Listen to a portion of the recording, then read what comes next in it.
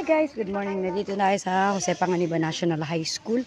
Nandito na po yung garden ng grade 7. Tapos may mga, ito po ay sweet potatoes.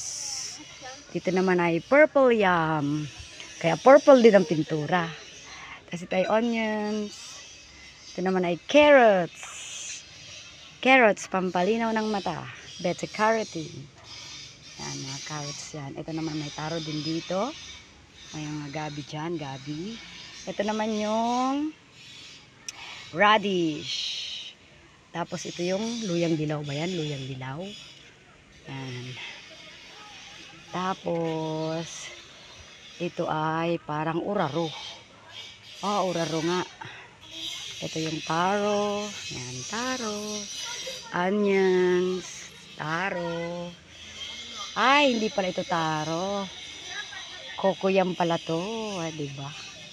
Or galyang ang tawag yan. Ito yung mga onions, balik tayo. Mga onions. Ito ay, yung pangalan. Ano kaya to? Ayun, Mexican turnip. Yan, Mexican turnip yan. Diba?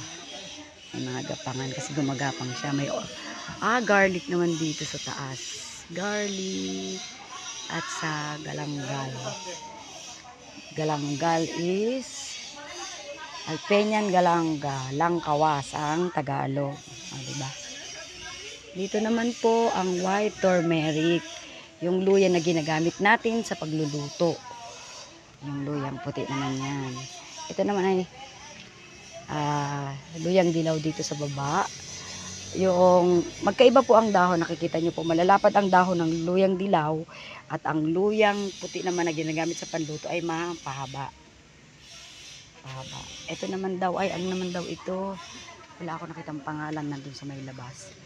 Gumagapang parang ano yan, wait lang. Mamaya po, babalikan natin yan. Ito naman ay kasaba. Sa Tagalog ay kanggo sa Bicol. Kamoting kahoy. Ito po, tingnan natin kung ano nakalagay nilang pangalan. Beetroot. Beetroot siya. Remoulade siya ang Tagalog. Yan pong red radish. Yan po yun. Ito na yung kabuuan ng grade 7.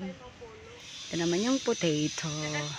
Patatas po siya, patatas. Ayan, wala pa tayo nakikita.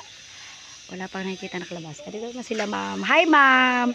Sila yung masisipag na teacher ng grade 7. Hooray, hooray.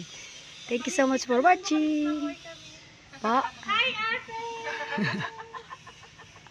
Yan po yung masisipag na mga teacher. Yung iba pa ay wala po dito na nagpunta na sa mga nagpunta na po dun sa mga rooms nila. Thank you so much for watching. Bye, guys!